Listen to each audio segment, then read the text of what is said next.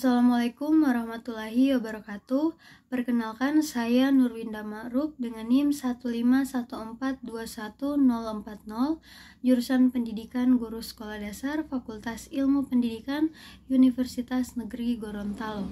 Pada video kali ini saya akan menjelaskan materi tentang dasar pertimbangan pemilihan media pembelajaran. Dalam hal ini saya akan menjelaskan 2 poin penting, yaitu langsung saja pada poin yang pertama. Yang pertama, tentang dasar pertimbangan pemilihan media pembelajaran. Pembelajaran yang efektif memerlukan perencanaan yang baik. Media yang akan digunakan dalam proses pembelajaran juga memerlukan perencanaan yang baik. Nah, alasan pokok berkaitan dengan pertimbangan seorang guru menggunakan media dijelaskan oleh Arif Sadiman tahun 1996 sebagai berikut, yaitu yang pertama, bermaksud mendemonstrasikannya. Dalam hal ini, media dapat digunakan sebagai alat untuk mendemonstrasi sebuah konsep, objek, kegunaan, cara mengoperasikan, dan lain-lain. Media ini juga berfungsi sebagai alat peraga dalam pembelajaran. Yang kedua, familiarity. Nah, penggunaan media pembelajaran haruslah memiliki alasan pribadi mengapa ia menggunakan media tersebut. Misalnya, karena sudah terbiasa dengan media dan merasa sudah menguasai media tersebut. Nah, jika menggunakan media lain belum tentu bisa, dan waktu untuk mempelajari butuh waktu, tenaga, dan biaya, sehingga secara terus-menerus ia menggunakan media overhead project dan overhead transparansi. Nah, kebiasaan dalam menguasai detail dari media, meskipun sebaiknya guru lebih variatif memilih media. Yang ketiga, clarity. Alasan ketiga ini mengapa guru menggunakan media adalah untuk memperjelas pesan pembelajaran, dan pesan pembelajaran ini dapat memberikan penjelasan yang lebih konkret. Dan yang keempat, active learning. Media ini dapat berbuat lebih dari yang bisa dilakukan oleh guru. Salah satu aspek yang harus diupayakan oleh guru dalam pembelajaran adalah siswa harus berperan secara aktif, baik secara fisik, mental, dan emosional. Dalam praktiknya, guru tidak selamanya mampu membuat siswa aktif hanya dengan cara metode ceramah, tanya jawab, dan metode yang lain. Namun diperlukan media untuk menarik minat, perhatian, dan gairah siswa untuk belajar.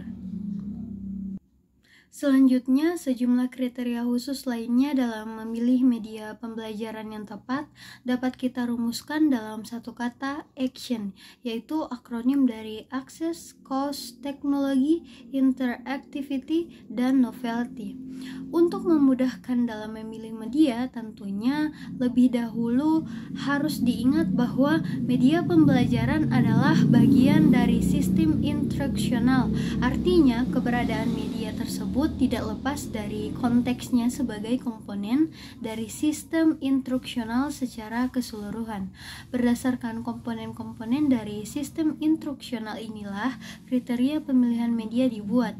Nah, kriteria-kriteria yang menjadi fokus di sini antara lain karakteristik siswa, tujuan pembelajaran, bahan ajar, karakteristik media itu sendiri, dan sifat pemanfaatan media. Ada beberapa kriteria umum yang perlu diperhatikan dalam pemilihan media. Namun demikian, secara teoretik bahwa setiap media memiliki kelebihan dan kelemahan yang akan memberikan pengaruh kepada efektivitas program pembelajaran.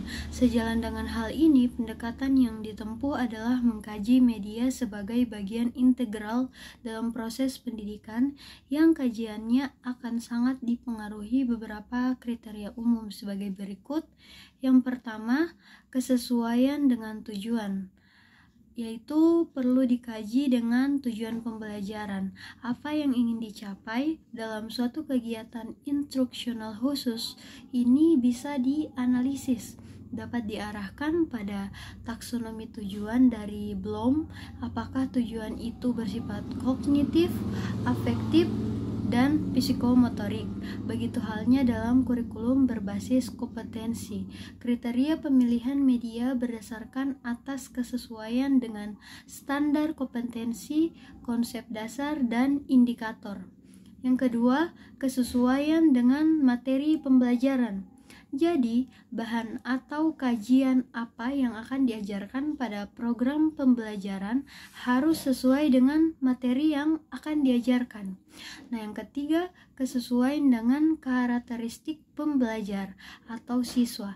Nah, dalam hal ini media harus familiar dengan karakteristik siswa. Nah, dalam hal ini juga perlu diperhatikan untuk menghindari respon negatif siswa, serta kesenjangan pemahaman antara pemahaman yang dimiliki peserta didik sebagai hasil belajarnya. Nah, yang keempat, kesesuaian dengan teori pemilihan media harus didasarkan atas kesesuaian dengan teori. Nah, media yang dipilih bukan karena fanatisme guru terhadap media yang dianggap paling disukai dan paling bagus, namun didasarkan atas teori yang diangkat dari penelitian dan riset sehingga teruji validitasnya. Nah, yang kelima, kesesuaian dengan gaya belajar siswa. Nah, kriteria ini didasarkan atas kondisi psikologi siswa. Siswa yang memiliki tipe gaya belajar visual akan mudah memahami materi jika media digunakan adalah media visual seperti TV, video, grafis, dan lain-lain. Berbeda dengan siswa yang tipenya auditif, lebih menyukai cara belajar dengan mendengar dibanding menulis dan melihat tayangan. Nah, tipe kinestetik itu lebih suka melakukan dibandingkan membaca dan mendengar. Nah, yang keenam, kesesuaian dengan kondisi lingkungan, fasilitas, pendukung, dan waktu yang tersedia. Nah, bagaimana bagusnya sebuah media apabila tidak didukung oleh fasilitas dan waktu yang tersedia, maka kurang efektif. Selanjutnya, yang kedua, prosedur pemilihan media.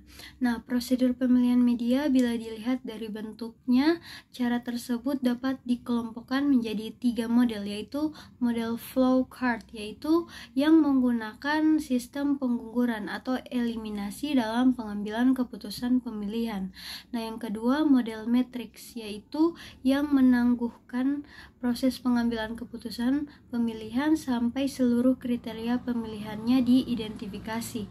Yang ketiga, model checklist, yaitu yang juga menangguhkan keputusan pemilihan sampai semua kriterianya dipertimbangkan.